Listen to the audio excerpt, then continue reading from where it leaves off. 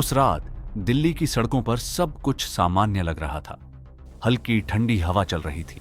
प्रधानमंत्री का काफिला अपने तय कार्यक्रम के अनुसार एक उच्च स्तरीय बैठक से लौट रहा था। अचानक एक खुफिया संचार चैनल पर कोर्ट रेड का संकेत उभरा। संदेश छोटा था, लेकिन उसकी गंभीरता असाधारण। संभावित मूवमेंट, उच्च जोखिम। कुछ सेकंड के लिए समय जैसे ठहर गया। काफिले की रफ्तार वहीं रही। सायरन नहीं बजे, कोई हड़बड़ी नहीं दिखी, लेकिन अदृश्य परतों में एक पूरा तंत्र सक्रिय हो चुका था। संचार चैनल बदले गए, वैकल्पिक मार्ग तैयार हुए, छतों पर तैनात निगाहें और तेज हो गईं, और एक अदृश्य ढाल प्रधानमंत्री के चारों ओर और सख्त हो गई। जनता को अगले दिन अखबारों में सिर्फ इतना पढ़ने को मिला: कार्यक्रम शांतिपूर्वक संपन्न।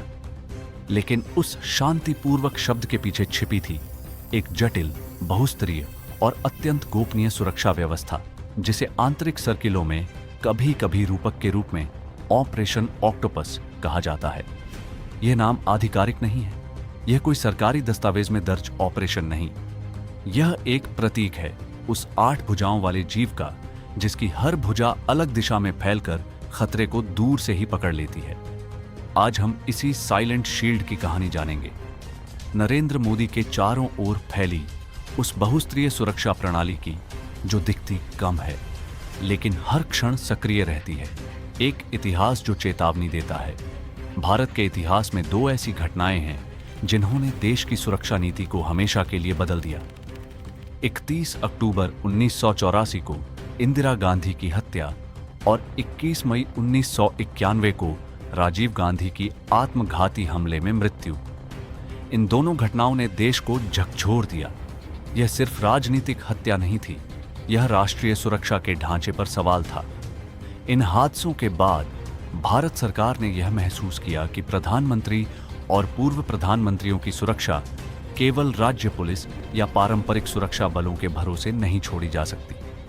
इसके लिए चाहिए था एक अत्याधुनिक, समर्पित, प्रशिक्षित और अत्यंत गोपनीय बल। इसी सोच से 1985 में गठित हुआ स्पेशल प्रोटेक्शन ग्रुप यानी एसपीजी। एसपीजी का गठन विशेष रूप से प्रधानमंत्री की सुरक्षा के लिए किया गया।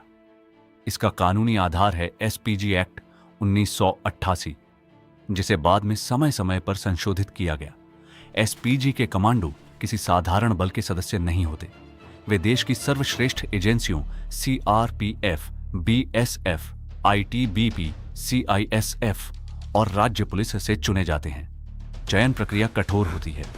शारीरिक क्षमता, मानसिक मजबूती, त्वरित निर्णय क्षमता और दबाव में शांत रहने की योग्यता, इन सब का परीक्षण होता है। एसपीजी का मूल मंत्र है जीरो एरर, एक गलती और परिणाम अकल्पनीय।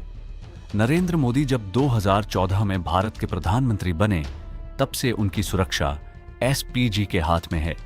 लेकिन क्या सिर्फ एसपीजी ही उनकी सुरक्षा करता है? नहीं, यहीं से शुरू होती है ऑक्टोपस की कहानी। प्रधानमंत्री की सुरक्षा केवल उनके चारों ओर खड़े कमांडो तक सीमित नहीं। असली सुरक्षा उस सूचना से शुरू होती है जो खतरे को जन्म लेने से पहले पकड़ ले। यह काम करती हैं भारत की खुफिया एजेंसियां, इंटेलिजेंस ब्यूरो आईबी, आंतरिक सुरक्षा research and analysis wing raw, बाहरी खुफिया एजेंसी आईबी देश के भीतर संभावित खतरों पर नजर रखती है।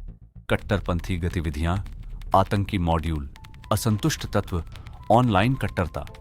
रॉ अंतर्राष्ट्रीय स्तर पर उन संगठनों और देशों पर नजर रखती है जिनसे भारत या उसके नेतृत्व को खतरा हो सकता है।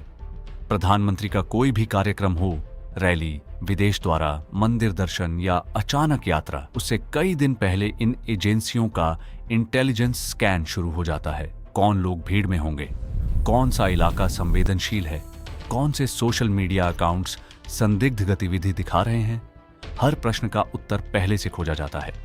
प्रधानमंत्री के किसी भी दौरे से पहले एक प्रक्रिया होती है, advance security liaison ASL. ASL team में एसपीजी, आईबी, राज्य पुलिस, स्थानीय प्रशासन, बम निरोधक दस्ता, अग्निशमन विभाग, चिकित्सा टीम सभी शामिल होते हैं। कार्यक्रम स्थल का निरीक्षण होता है। प्रवेश और निकास मार्ग चिन्हित किए जाते हैं। वैकल्पिक रास्ते तय होते हैं। नजदीकी अस्पतालों को अलर्ट पर रखा जाता है। यह प्रक्रिया कभी कभी कार्यक्रम से कई दिन पहले शुरू हो जाती है। आज का खतरा केवल बंदूक या बम तक सीमित नहीं। ड्रोन, साइबर अटैक, डिजिटल निगरानी, ये नए खतरे हैं।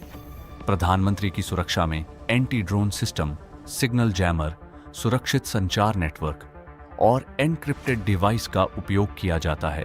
प्रधानमंत्री का आधिकारिक विमान एयर इंडिया वन अमेरिकी राष्ट्रपति के एयरफोर्स वन की तर्ज पर उन्नत सुरक्षा सुविधाओं से लैस है। इसमें मिसाइल डिफेंस सिस्टम और सुरक्षित कम्युनिकेशन सिस्टम मौजूद है।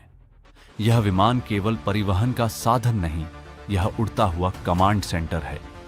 जब प्रधानमंत्री सड़क मार्ग से यात्रा करते हैं तो उनका काफिला केवल कारों का समूह नहीं होता, वह एक मोबाइल किला होता है। प्रधानमंत्री की कार आमतौर पर बुलेट प्रूफ और बमरोधी उच्चतम सुरक्षा मानकों पर आधारित होती है। इसके आगे पीछे एस्कॉर्ट वाहन, एम्बुलेंस, जैमर वाहन और क्विक रिएक्शन टीम चलती है। काफिले का मार्ग अंतिम क्षण तक गुप्त रखा जाता है। कभी कभी डमी काफिले भी चलाए जाते हैं। 5 जनवरी 2022 पंजाब। प्रधानमंत्री का काफिला एक फ्लाईओवर पर करीब 20 मिनट तक रुका रहा। कारण, आगे सड़क पर प्रदर्शनकारी मौजूद थे। यह घटना राष्ट्रीय स्तर पर चर्चा का विषय बनी। भारत सरकार ने इसे सुरक्षा में गंभीर चूक बताया।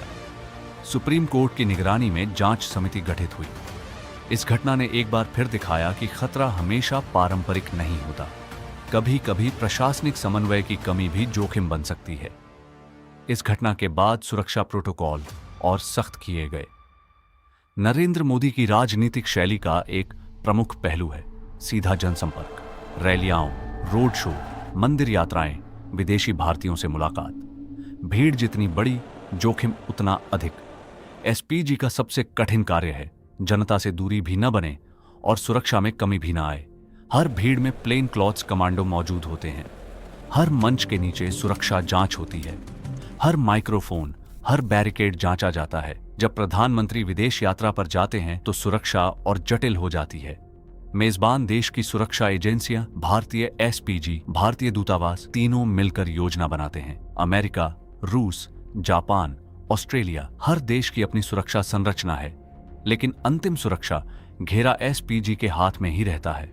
ऑक्टोपस की 8 भुजाएं होती हैं। हर भुजा स्वतंत्र रूप से काम करती है, लेकिन दिमाग एक होता है। प्रधानमंत्री की सुरक्षा भी ऐसी ही है। इंटेलिजेंस, स्थानीय पुलिस, एसपीजी, तकनीकी निगरानी, एडवांस प्लानिंग, चिकित्सा सहायता, एयर डिफेंस, साइबर मॉनिटरिंग, हर परत अलग, लेकिन लक्ष्य एक, प्रधानमंत्री की पूर्ण सुरक्षा। प्रधानमंत्री केवल एक व्यक्ति नहीं, वे एक संस्था हैं। उन पर हमला देश की स्थिरता पर हमला माना जाता है। इसलिए सुरक्षा केवल शारीरिक नहीं, मनोवैज्ञानिक भी है। खुफिया एजेंसियां सोशल मीडिया ट्रेंड, उग्र बयान, ऑनलाइन कट्टरता पर भी नजर रखती है। डिजिटल मॉनिटरिंग आज सुरक्षा का अनिवार्य हिस्सा बन चुकी है। एसपीजी कमांडो का जीवन साधारण नहीं होता। वे लंबे समय तक परिवार से दूर रहते हैं। उनकी पहचान सार्वजनिक नहीं होती। वे न तो मीडिया में इंटरव्यू देते हैं, न प्रशंसा की अपेक्षा रखते हैं। उनकी सफलता का मतलब है कोई खबर न बने। उस रात दिल्ली की घटना जो सार्वजनिक नहीं हुई, वह सिर्फ एक उदाहरण थी। हर दिन, हर घंटे, हर सेकंड एक अदृश्य जाल सक्रिय रहता है। ऑपरेशन ऑक्टोपस कोई आधिकारिक नाम नहीं, लेकिन यह उस बहुस्तरीय सुरक्षा संरचना का प्रतीक है जिसने भारत के प्रधानमंत्री को एक साइलेंट शील्ड से घेर रखा है। जब आप टीवी पर उन्हें भीड़ के बीच हाथ हिलाते देखते हैं, जब वे अंतर्राष्ट्रीय मंच पर भारत का प्रतिनिधित्व करते हैं, जब वे मंदिर की सीढ़ियां चढ़ते हैं या किसी सैनिक से हाथ मिलाते हैं, याद रखिए उनके चारों ओर सिर्फ कमांडो नहीं, एक पूरा तंत्र, एक पूरा नेटवर्क, एक पूरा राष्ट्र सतर्क खड़ा है। और शायद यही है उस रात के कोड रेड का असली उत्तर। खतरे आते रहेंगे, लेकिन जब तक यह अदृश्य ऑक्टोपस सक्रिय है, ढाल भी उतनी ही मजबूत रहेगी।